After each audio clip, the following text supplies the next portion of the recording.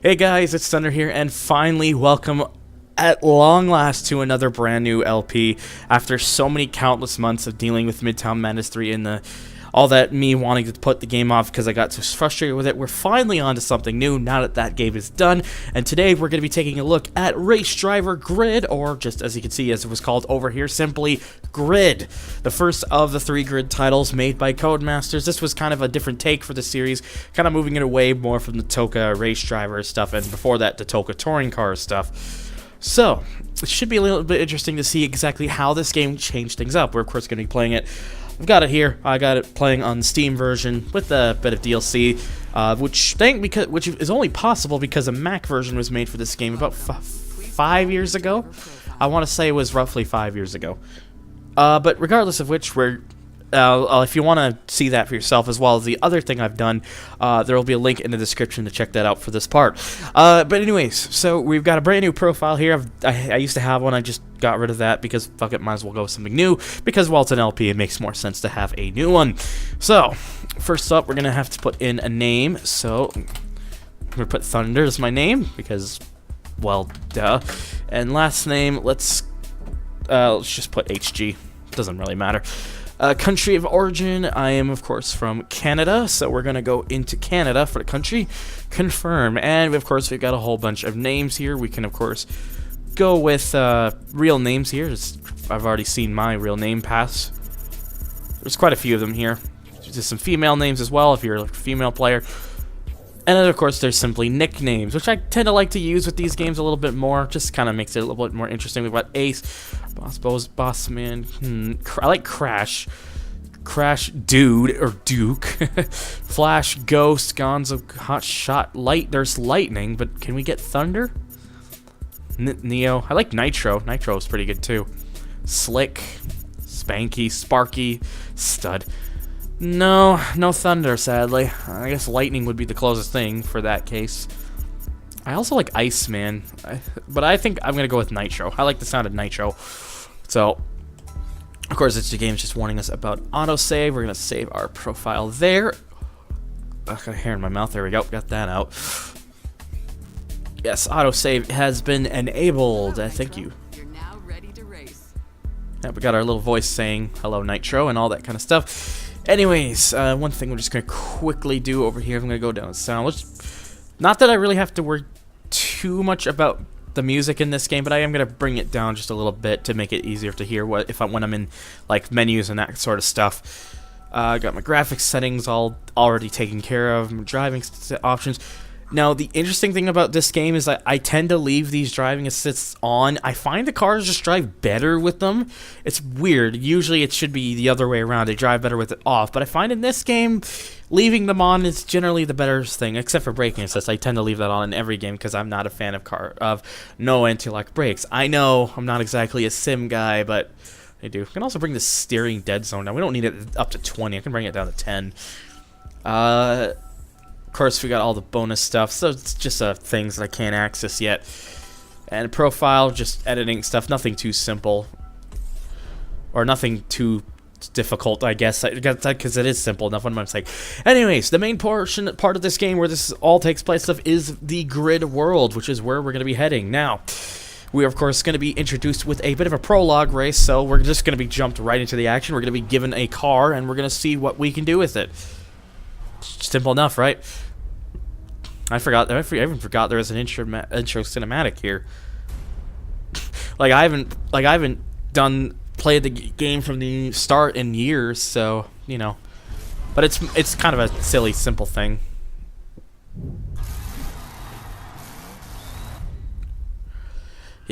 But, you know, it at least gives us the car that we're driving. And, of course, GRiD without the race driver bit, because this is the US build of the game.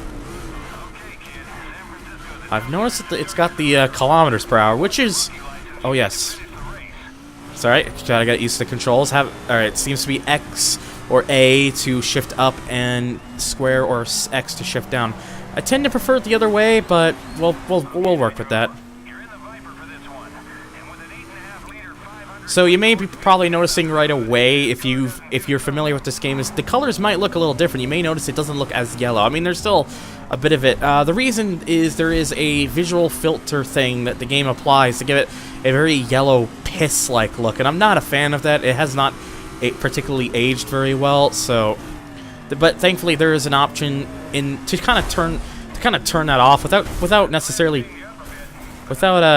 changing anything. And I've already damaged the car. But that's fine, because it allows me to show off the other thing. One of the selling parts of this game, the rewind system, which allows you to go back in time to kind of fix anything that you might have screwed up. So that was, I think, one of the selling points of the game too, was because, you know, not a lot of games did that at the time. You know, more and more games tend to do it now. The Forza games are an example, but back when this game came out in 2008, there were not a lot of games doing it, so it was kind of unique.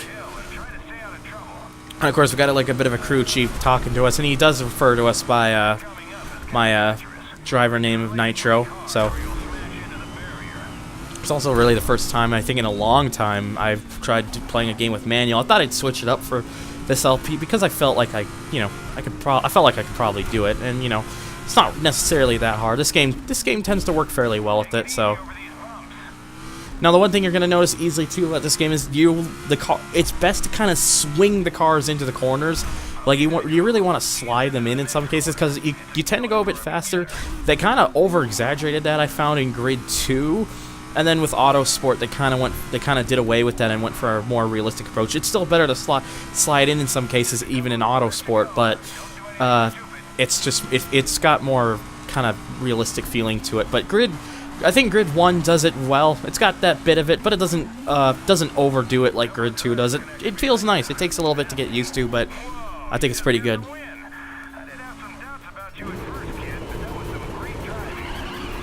Of course, everyone doubts the newcomer, don't they? Yeah, you know.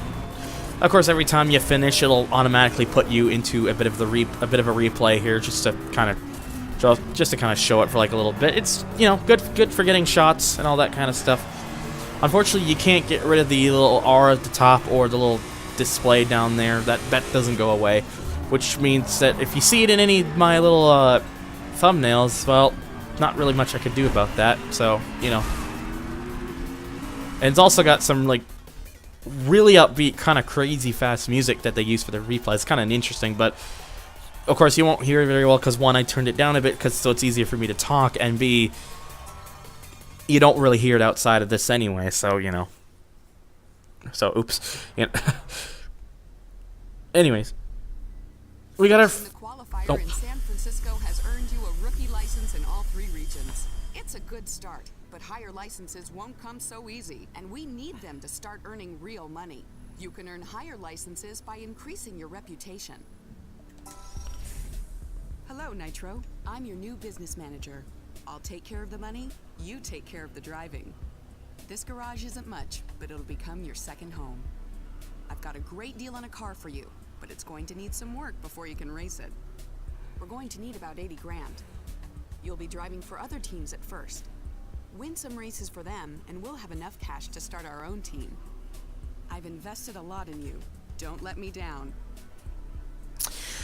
Well, I certainly got a lot. Jesus Christ. Way to earn money quickly. You get a fixed amount for each race, plus bonuses for exceeding expectations. Problem is, it doesn't help increase your reputation as much as racing for your own team.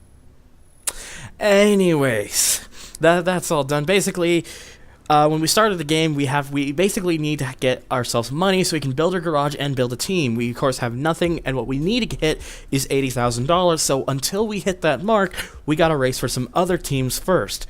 So we got 3 different things here from Hudson Tech. We can race a Chevrolet Lacetti, $8,000 appearance fee. If you finish no lower than 5th, you get $2,000.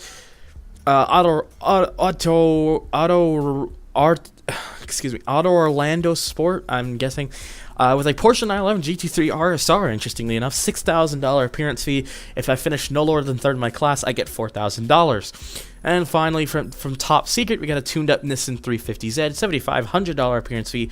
And if we finish ahead of Toyo Team Hurricane, we get another $4,000. So now, of course, reputation is on the bottom left with the little R. Again, you don't get a lot if you're racing for other teams. You get a lot more if you're racing as your own team. But as we can see, the Lacetti does give us the most reputation, but it also gives us the smallest prize. So I think, personally, I'm going to go with the Auto Orlando Sport and drive the GT3 RSR. And we can look at the stats of the car, basically just all the little things, the grade and all that kind of stuff. And we can also look at the event, which is the Grand Prix circuit for Jarama. So we're going to... allows you to set the difficulty level for each event, which will boost the reputation you can earn. So yes, as you can see, if I decide to take some of these things off, I can actually make more stuff. But of course, if you make it easier, you won't get as much. You'll get the most stuff from putting the difficulty up. But if you're someone who's not exactly the best at this game, I wouldn't particularly advise that, because the AI does get pretty brutal with how fast they get. So really, I think for us, we're just gonna keep it nice and relaxed. We're just gonna go normal. And of course, another thing too, if you raise the difficulty, you'll also notice you don't get as many flashbacks. So don't try to screw up as much, or else you won't have as many chances to fix yourself. You also get Pro Mode, where you cannot restart the race from the pause. You can't even use any flashbacks. It's pretty serious with it, so it's definitely good for getting a little bit more reputation, but that's also something that I can keep care of. And you can also lock it to the head camera, which is basically the interior view, which I will show off, of course, before I continue here. Well, before I finish here, I should say. We're gonna probably do this race and another one, and then we'll call it that for part 1, and of course we'll continue with part 2. So yeah, this is one of the few games that actually has during the EA snagging up Porsche deal that had a Porsche appear in it. Now, of course, it was a bit sneakishly done, and in fact, if I remember, you can't even buy the car, unlike most other cars, because, Porsche. Of course you can't. But it is drivable. Now, as mentioned by the crew chief, this is a bit of a Le Mans series race, so I'm only going against the people that are in my class. I'm not worrying about the drivers that are any classes ahead of me, because they're going to be too fast. They're going to have much quicker cars, and I wouldn't really stand a chance getting at them. So my focus is not necessarily to get the win overall at the circuit. It's just to get the win in the class, because if I can do that, then of course, then that'll allow me, to still get the most stuff. Now, I probably shouldn't have paused it because he's about to say something. I'm pretty sure I'm second in the class anyway. It's just behind. What I want to say is a teammate here, because that's a teammate, because it's the same livery. So we don't really even have to worry about getting ahead of this guy, because it mentions not to finish any lower than 3rd, and we're currently in 2nd anyway, so not really anything to worry about. But we can still try to get for that class win, because that's always fun. But this Gunnar Christensen guy tends to drive pretty well, which is probably why I was offered for this team, because good one. So, but looks like we managed to outdo him in the corner, so now we're in the lead. Nice. Yeah. So it takes. Yep, there's the confirmation. I'm now first in the class. So yeah, like I said, it takes a little bit of time to get used to the way the cars drive in this game. It's not exactly a easy to pick up thing right away. It's not terrible, mind you. It doesn't take too long to get the hang of it, but it's not something you can just pick up right away and expect to do amazingly at. You got to really get down the physics, and it's not exactly not everyone's exactly the biggest fan of the physics. I know Emil and I think even Weirdo don't really like the game because of its physics. There's other reasons too, I imagine, for both of their cases, but you know, I personally don't mind the physics that much. Just something you gotta kind of learn to grow accustomed to and all that kind of stuff. And apart from that, you'll be fine. So, anyways, we're just gonna keep going here, and you know, we're building quite a hefty lead from the rest of the pack. So we're pretty comfortably first in the class, 10th overall. That was not the best. I might have braked a little too late there, but I managed to keep it on the track at least. Okay. Alright, go over there. Yep, we're fine. I don't mind going on a bit on the rumble strip sometimes, but it's got the little bit of the green path there. It's usually it's okay for me, that kind of thing. Because you don't lose really much of it, too much speed at all, mostly, so. But yeah, as you can see, the other class is pretty much well out there. There is no chance of me catching it. So, but, you know, all that matters is I've built a pretty sizable lead here at Jarama. Again, not as much yellowing going on because there's a thing in the configs, and which again there'll be a link to figure out how to do that in the description if you'd like to turn it off yourself. There's some other stuff that go further in their way to get rid of like more stuff, but this kind of looks a little more natural like this, so you know, it looks fine. But you know, I didn't want to kind of mess with anything much, so doing this is enough to please me the way when I look at it. And there we go. We had a 111.58, which is apparently a world record. Not really, but it's, you know, I guess maybe for the class. You know, there's all these kind of record times. So, you know. So here we can actually take a look at all the different kind of classes. As you see, GT2 was actually the biggest when there were 7 cars. Of course, our teammate was in second in the class, which was quite nice. We also had 2 Panoses, another Porsche from a different team, and 2 Spikers. GT1 just seemed to have Aston Martin DBR9s, all from different classes, interestingly enough. 3 LMP2s are all Courage C65s. I should have turned off Discord, my bad.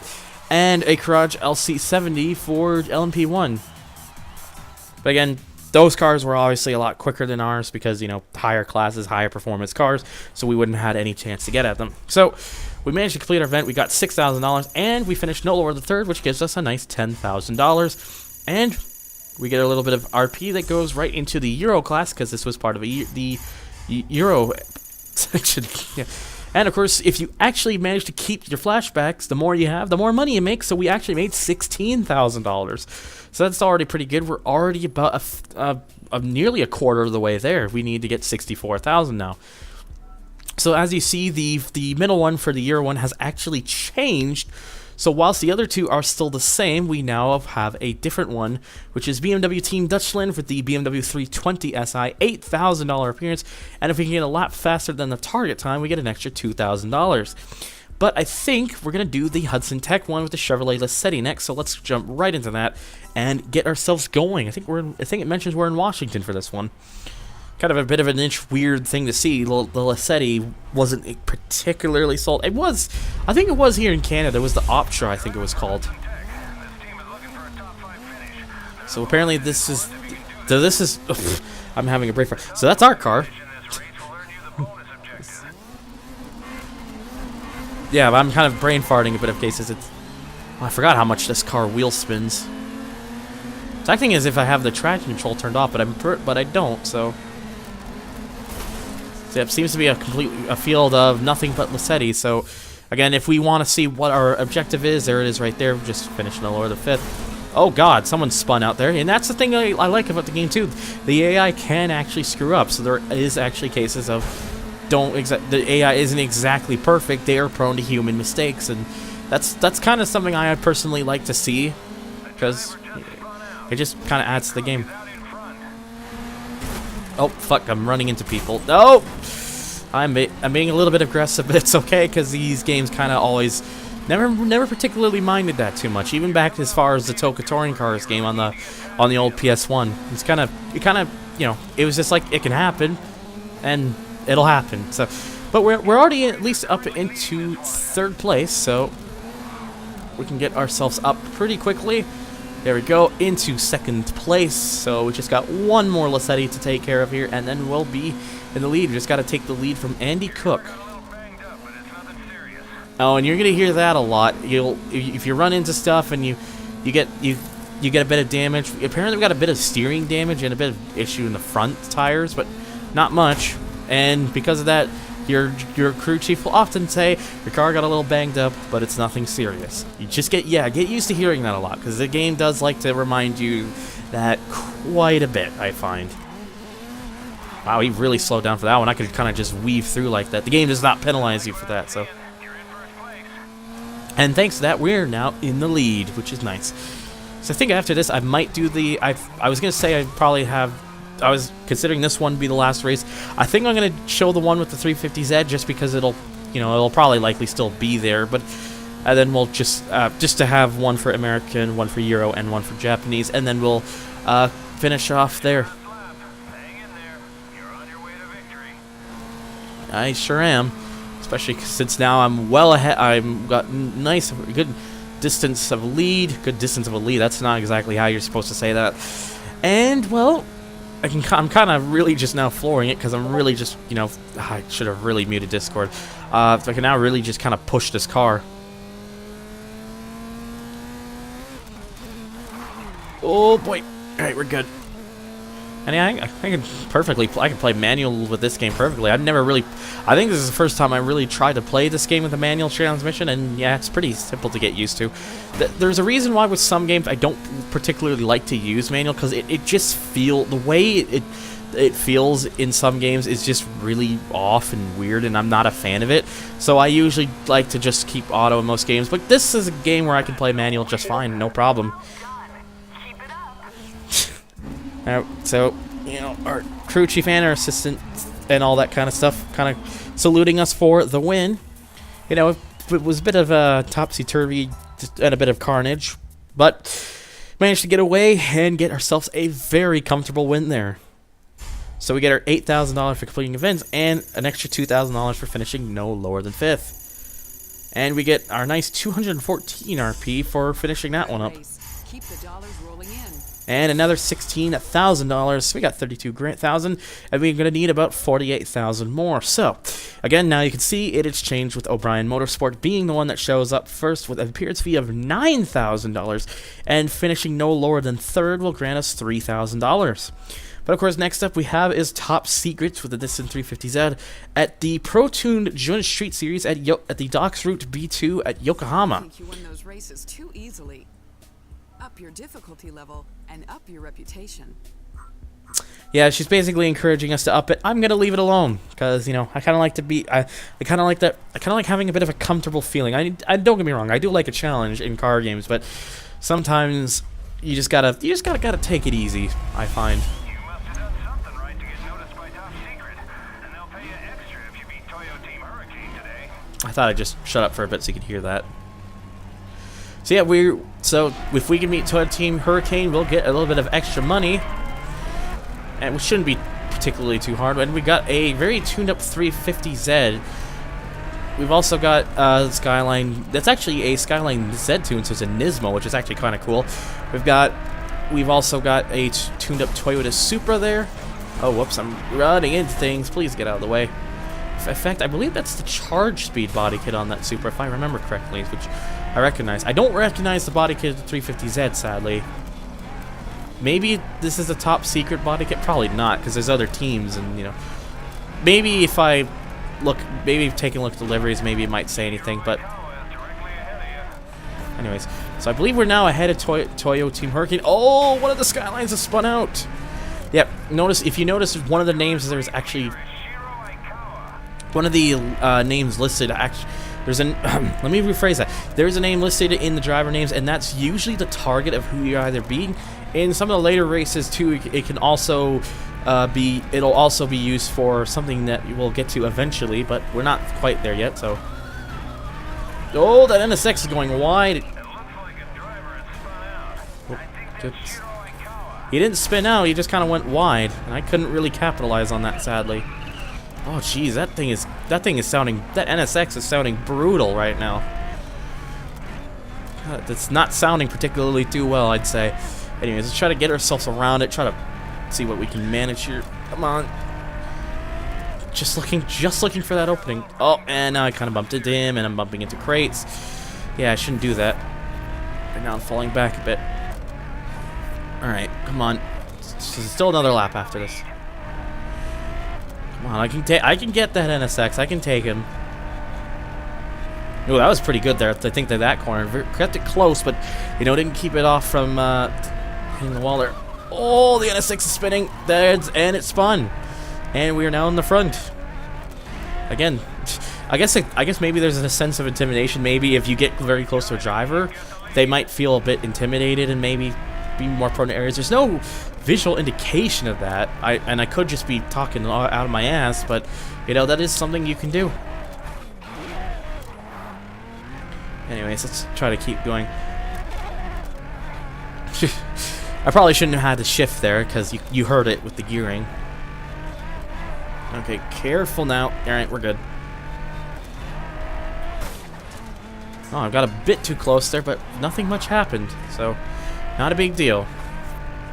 And yeah, Shiro is not even in the top 4 now after that spin. It got passed by, at least from what I can see, Kush Kalsi, Steven Sang, and Arata Akabori. I can somewhat say Japanese names, I guess. I don't know. Probably not.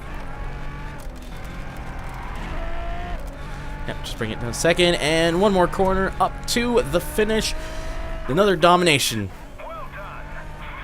And a sub 1 minute lap time, too, on top of that. And I guess, of course, more replays, because why not? I actually do quite like the replays. They do have some very nice shots, and of course, you can change it up. Oh yeah, for one thing I forgot to show up. There's the interior view. All the cars will have interior views in this game, and they work quite nicely. It's just a shame that the other later GRiD games kind of got rid of that. GRiD 2 doesn't have one at all, and then GRiD Autosport kind of brought it back, but it's all blurred out because just to kind of hide the fact that the dials don't exactly work. I really wish they didn't do it but what could you do, I guess, because things were a bit were kind of questionable with Codemasters around that time frame, but at least they're kind of learning from some of their mistakes, at least. Anyways, so yep, easy win. Apparently both the Supras finished behind me. Team Shark, they were the only Supras from the race. Everything else was either the Skyline, a couple more 350Zs, or the Honda NSX. Shiro fell all the way down to 9th, only beating out the Malaysian M. Yamaguchi with his NSX, although that was a teammate, so, well done. How about that? Anyways, we're going to, of course, get our $7,500 for completing, and an additional $4,000 for finishing ahead of Toyota Team Hurricane for a very nice $11,500. And there's our Japan RP. We can really use that prize money. And with our flashback bonus, we're now up to $49,500 because we got $17,500 from that, which means we really only need about $30,500 more. So really, we only need to do about 2 more races, and then we'll be able to get our upgrade. But you're gonna have to stay tuned for part 2 to see how that goes.